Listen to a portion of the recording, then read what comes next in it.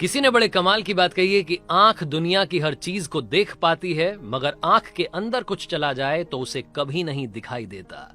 ठीक ऐसे ही इंसान दुनिया की हर बुराई को, हर कमी को देख पाता है, मगर खुद की बुराई या कमी उसे कभी नहीं दिखती। हाय गाइस, मेरा नाम है आरजे कार्तिक। एक छोटी सी कहानी। ये कहानी एक बादशाह की, जिन्हें अपने कुत्ते से, अपने डॉगी से बड़ा प्यार था। वो शाही अंदाज में रहता था। उस राज्य में लोग कहते थे कि काश हम बादशाह के कुत्ते होते तो हमारी जिंदगी थोड़ी ठीक होती।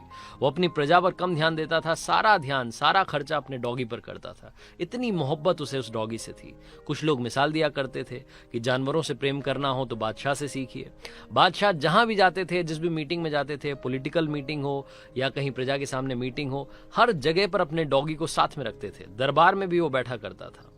एक बार उन्हें किसी दूसरे राज्य के राजा से मिलने के लिए जाना था। समुद्री रास्ता था। नाव में सवार हुए, और जब नाव में सवार हुए तो बादशाह के साथ में कुछ सैनिक थे, उनके कुछ मंत्री थे, और उनके अलावा कुछ पैसेंजर्स भी उस नाव में बैठे हुए थे।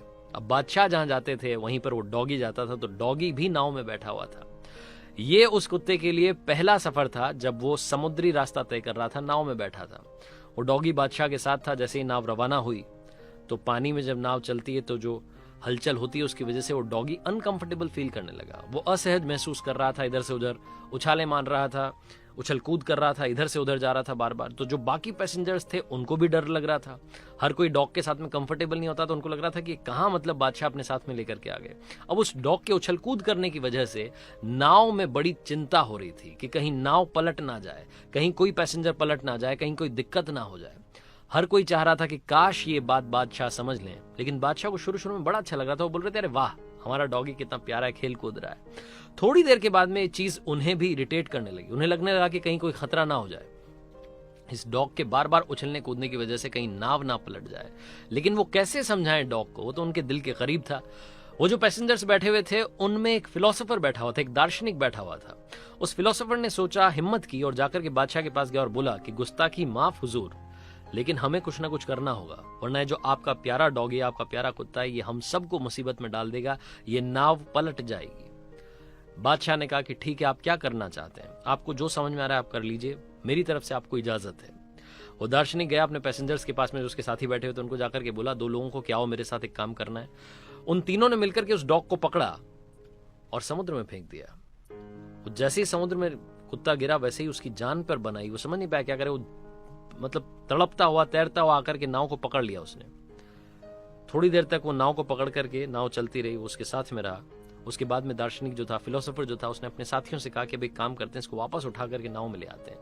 वापस से उन तीनों ने मिलकर के उस डॉग को उठाया और नाव में बैठा दिया। वो जो शाही डॉग था, जो कि बादशाह का बड़ा प्यारा था, जो उछल कूद रहा था, वो चुपचाप से नाव में जाकर के कोने में बैठ गया। बादशाह को समझ नहीं आया, पैसेंजर्स को समझ नहीं आया कि क्या हो गया।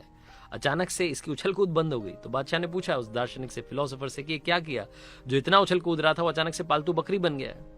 तो फिलोसोफर ने कहा कि बादशाह, बड़ी सिंपल सी बात है, जिंदगी में जब तक खुद पर कोई विपत्ति नहीं आती, खुद पर कोई प्रॉब्लम नहीं आती, तब तक हमें दूसरे की प्रॉब्लम, दूसरे की सिचुएशन समझ नहीं आती है। जब खुद की जान पर बनाती है तो हम दूसरे की सिचुएशन अपने आप समझ जाते हैं। सामने वाले की जिंदगी में क्या चल रहा है, किन वजहों से चल रहा है, आप और हम कुछ नहीं जानते। सामने वाले की जिंदगी पर कमेंट करने से पहले 10 बार 12 बार सोचिएगा।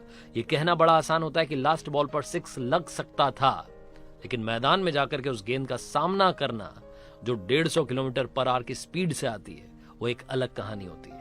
तो इसलिए कोशिश कीजिएगा कि आप दूसरों पर कुछ कहने से बचें, अपनी सिचुएशन को, अपनी लाइफ को अच्छी करने की कोशिश करें। ये छोटी सी कहानी बस यही बात सिखाती है। और याद रखिए कि कमी देखनी है, बुराई देखनी है, तो सबसे पहले अपनी देखिए, उसे ठीक कीजिए, उसके बाद दुनिया के बारे में कुछ कहना शुरू कीजिए। आरजे कार्तिक जाते आते बस यही कहेगा जो हर बार कहता है, कर दिखाओ कुछ ऐसा कि दुनिया करना चाहे आपके जैसा।